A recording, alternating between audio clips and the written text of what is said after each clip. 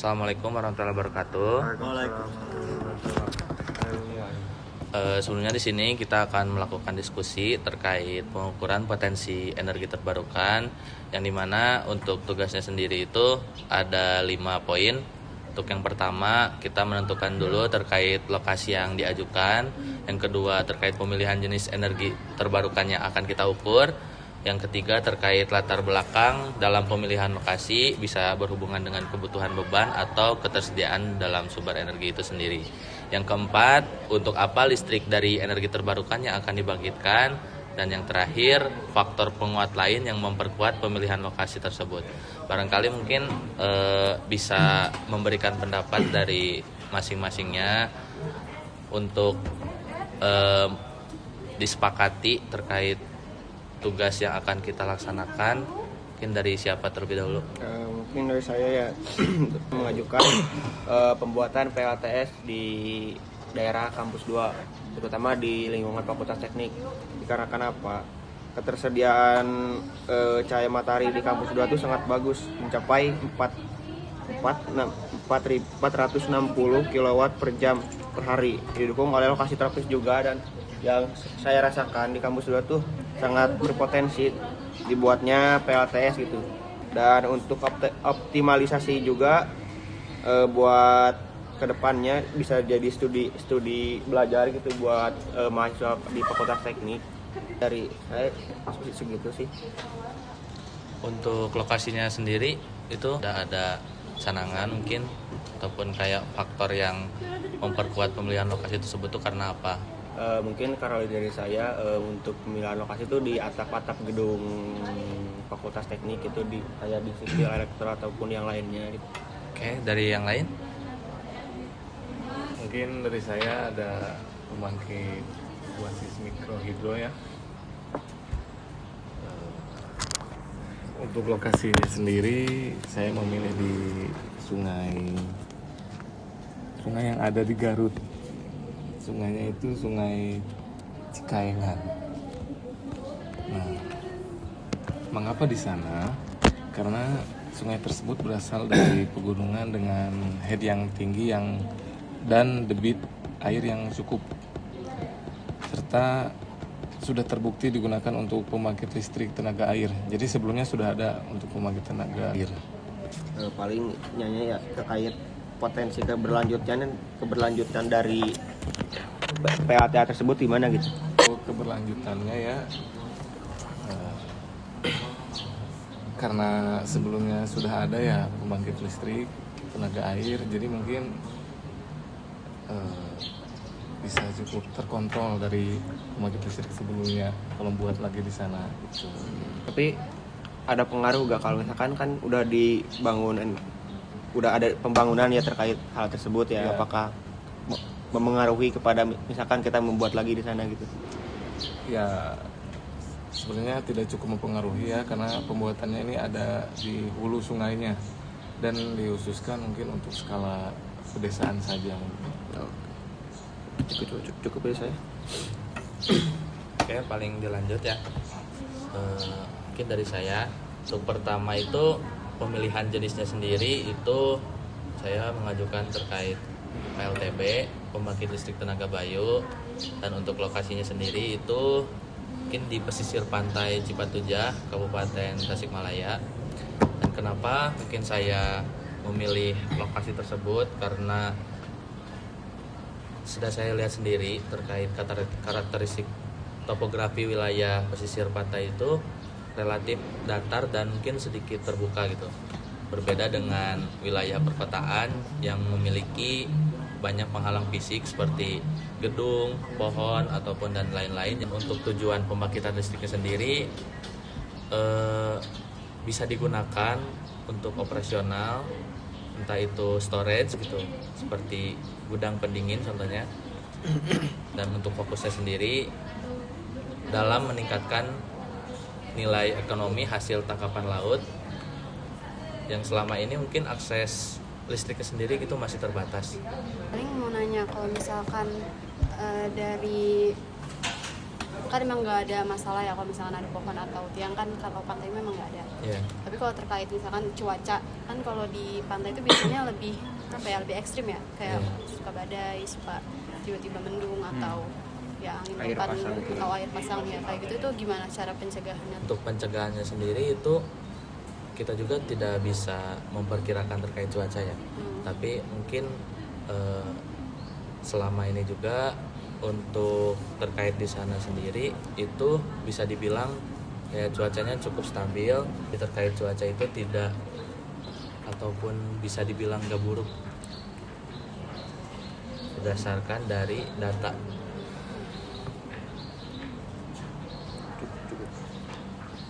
Dari yang lain cukup? Cukup.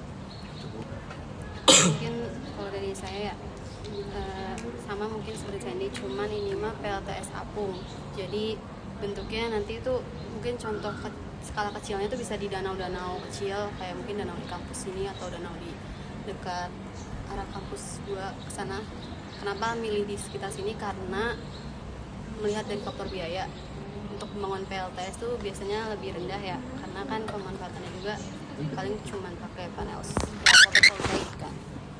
Terus kalau untuk transmisinya juga karena deket dengan GITED, kebetulan kampus 2 kan deket dengan GITED Tasikmalaya, jadi untuk transmisinya nanti bakalan murah gitu. Itu kalau dari faktor geografisnya atau topografinya. Kalau untuk faktor yang lain itu dari segi regulasi mungkin. Kalau dari regulasi itu untuk PLTS itu cenderung lebih unggul ya, karena udah ada. Sementara dari PLTB dan PLTA itu di Indonesia itu masih lemah kalau dari faktor regulasinya. Itu kalau di PLTS ada di SDM tahun 2017 nomor 12. Terus untuk pemanfaatan keberlanjutannya ya mungkin bisa dipelajari dari segi ekosistem dari danaunya sendiri. Kan danau tuh kan pasti ada ekosistemnya ya. Nah, kalau misalkan kita bangun misalkan fotovoltaik terapung atau PLTS terapung, itu kan mungkin bisa mempengaruhi biota daripada si danaunya itu. Nah, itu bisa diteliti apakah makin membaik atau memburuk. Jadi apakah keberlanjutan selanjutnya bisa dilanjutkan atau justru akan memperburuk ekosistem kayak gitu sih paling. Cukup. Paling usulan dari saya buat energi terbarukan terkait biomasa, mana lokasi yang saya rancang gitu, itu di TPS, tempat pembuangan sementara gitu, sampah sementara. Nah, jadi untuk tempat jelasnya tuh kayak bisa kalau dari sini dekatnya tuh di Ciangir. Tapi kalau misal nanti emang mau nyari skala yang lebih besar, bisa nyari TPS yang lebih besar juga daripada Ciangir gitu. Nah, terus pemilihan jenis yang akan diukur itu kan tadi biomasa ya, dengan metode konversi melalui proses pembakaran atau gasifikasi yang menghasilkan energi panas yang selanjutnya dikonversi menjadi energi mekanik dan akhirnya menjadi energi listrik menggunakan generator skala kecil. Memang dari biomasa ini agak ribet gitu ya, cuman dampaknya kalau menurut saya sih lumayan banyak gitu. Terus latar belakang pemilihan lokasinya tuh karena ketersediaan sumber biomasa yang bersifat kontinu, kan sampah itu pasti selalu ada ya, tiap harinya pasti selalu bertambah. Mau itu dari rumah, sisa makanan, dedaunan, ataupun pertanian. Terus secara teoritis biomasa memiliki nilai kalor berkisar antara 8 sampai 15 mJ per kilo, tergantung pada kadar air dan jenis materialnya. Terus faktor penguatnya, sistem biomasa ini memungkinkan dilakukan analisis menyeluruh terhadap proses konversi energi, mulai dari energi kimia menjadi panas, energi mekanik hingga energi listrik. Selain itu, pemanfaatan biomasa tidak hanya menghasilkan energi listrik, tetapi juga berkontribusi terhadap pengurangan volume limbah dan penurunan emisi gas metana dari proses pembusukan terbuka. Itu sih kalau dari saya mah. Tadi kan itu sampahnya dibakar. Nah, kalau dibakar ada kayak pembuangan limbahnya tuh kemana? Kan pasti ada asap. Nah, jadi kan si asapnya itu kan tadi ya si ibaratnya kinerja sistem kerjanya gitu. Dari biomasa ini emang agak ribet sama banyak gitu prosesnya. Mana kan di sini tadi udah saya jelasin bahwasanya prosesnya tuh menghasilkan energi panas yang selanjutnya dikonversi menjadi energi mekanik dan akhirnya menjadi energi listrik menggunakan generator skala kecil. Jadi memang kayaknya masih harus perlu generator juga buat di TPS itu untuk konversi jadi energi listriknya. Itu sih. Berarti mungkin cost-nya gede ya kalau Iya. pembangunannya. Iya, karena memang banyak juga prosesnya. Dari saya ada pembangkit listrik Picohydro atau PLTPH. Untuk di wilayah Priangan Timur, Picohydro biasanya lebih kecil dari mikrohidro. Biasanya hanya kurang dari 5 sampai 10 kW, sehingga lokasi yang cocok bukan hanya untuk sungai besar, tapi juga di saluran irigasi, anak sungai kecil atau aliran air desa. Terkait lokasinya, bisa di Desa Cintaraja, Kecamatan Singaparna di Kabupaten Tasikmalaya. Lokasi ini juga termasuk yang paling jelas datanya karena pernah diteliti untuk pembangkit Picohydro. Untuk potensi lokasinya di saluran irigasi di Desa Cintaraja, kapasitas yang diteliti itu sekitar kurang lebih 5 kW atau skala Picohydro. Kenapa berpotensi? Karena aliran irigasi memiliki kecepatan dan debit air yang cukup untuk memutar turbin kecil.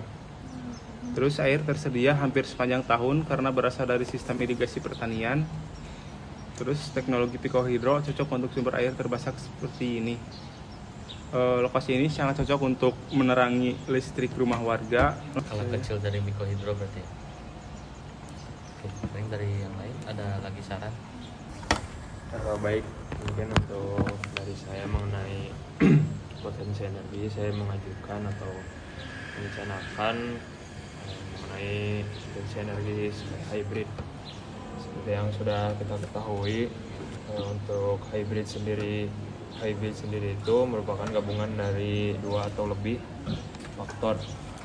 Di sini saya merencanakan penggabungan antara pembangkitan energi secara melalui angin dan juga melalui energi matahari, yang mana untuk energi dari angin sendiri akan dibangkitkan melalui kincir angin, dan juga untuk dari energi matahari sendiri akan dibangkitkan dengan cara panel surya. Untuk lokasi yang saya ajukan yaitu secara umum seluruh pantai yang ada di Indonesia, namun secara khusus yang paling dekat dari sini adalah Pantai Madasari atau Pantai Pangandaran. Kenapa saya memilih lokasi tersebut?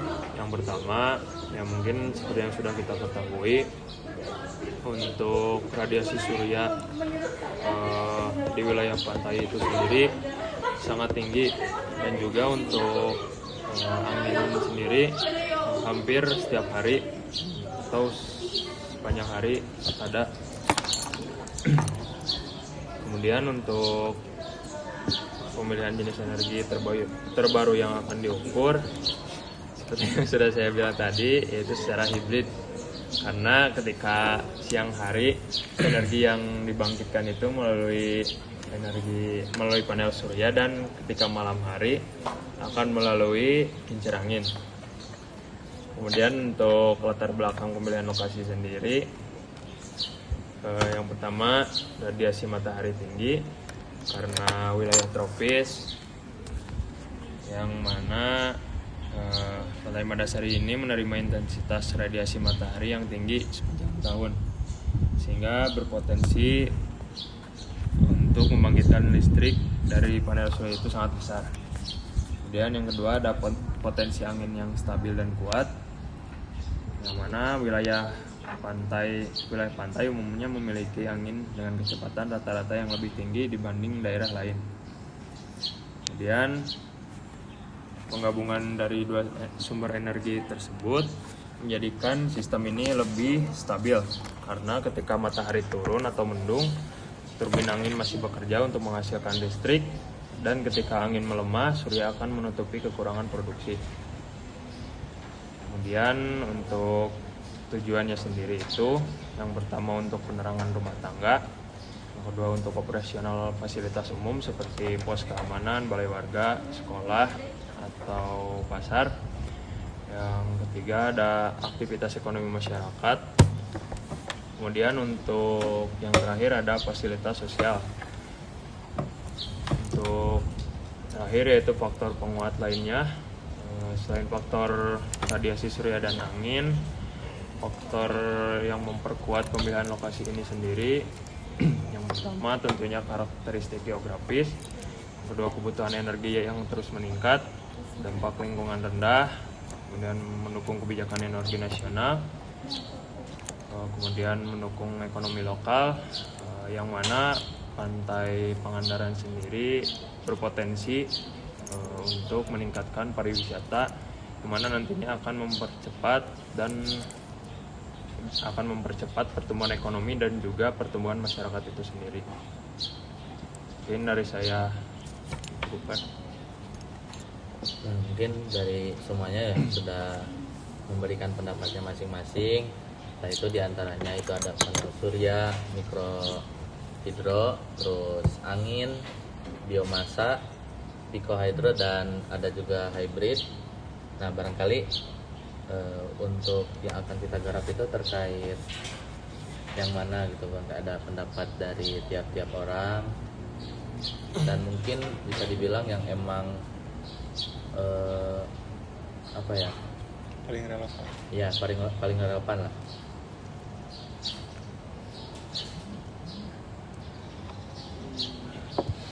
Kalau dari saya sendiri setuju dengan yang Malik yang terkait hybrid.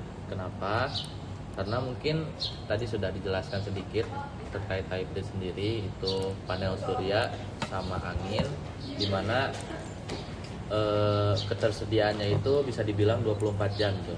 Jadi terkait stabilitasnya juga, jika siang itu menggunakan PLTS atau surya, dan malam harinya itu mengambil dari turbin gitu, turbin angin. Dengan dua sumber pengisian gitu, baterai penyimpanannya juga bisa lebih kecil gitu, kapasitasnya, atau bisa dibilang lebih awet dari yang lain. Barangkali yang lain bagaimana? Seperti sih sama yang Malik disampaikan, karena emang apa ya, keduanya itu karena emang hybrid ya, jadi saling beratnya yang ya kan panel surya sama angin ya, sama angin. Jadi yang panel suryanya kekurangannya ditutupi oleh turbin, pun sebaliknya dari turbin menutupi kekurangan dari yang matahari. Saya rasa memang stabil gitu nantinya. Dari yang lain bagaimana? Dari saya juga sepakat sama yang Malik katakan, yang hybrid, dikarenakan dengan menggunakan hybrid tersebut dengan panas matahari sama energi angin itu lebih efisien.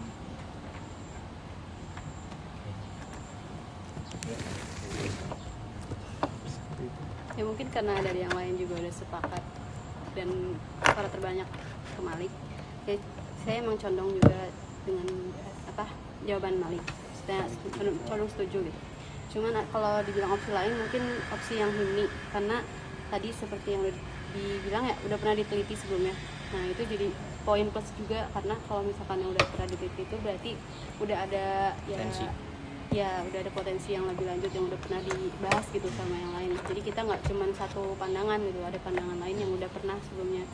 Cuman kalau untuk potensi yang lebih skala gede, karena itu kan pikohidro kan kecil ya, jadi kayak mungkin lebih ke yang Malik, karena ya satu tadi yang bilang seharian 24 jam selalu tersedia karena di gonta-ganti gitu kan. Terus juga lebih besar skalanya karena ditaruhnya juga di mana, di Pangandaran. Jadi ya mungkin dua itu sih yang lebih cocok untuk kita bahas buat keberlanjutan studi kita. Baik, mungkin dikarenakan dari tiap-tiap orangnya juga sudah sudah sepakat gitu terkait pengukuran potensi energi terbarukan yang akan kita ambil, dan untuk lokasinya sendiri itu di daerah pantai ya, condongnya ke daerah pantai. Yang akan kita ambilnya juga terkait hybrid antara PLTS dan PLTB, dengan mengutamakan atau bisa dibilang kayak menutupi celah gap dari siang hari dan juga malam hari.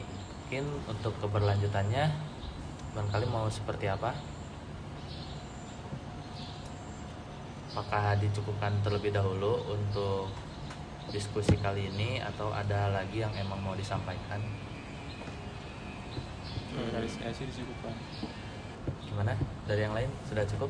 Cukup. Ini cukup ya, karena kan juga ini mencari lokasi sama juga mencari potensinya. Nah itu juga udah terjawab tadi. Kalau misalnya dari lokasi dan potensinya udah cukup jadinya. Mungkin nanti kita lanjut lagi di diskusi yang lain.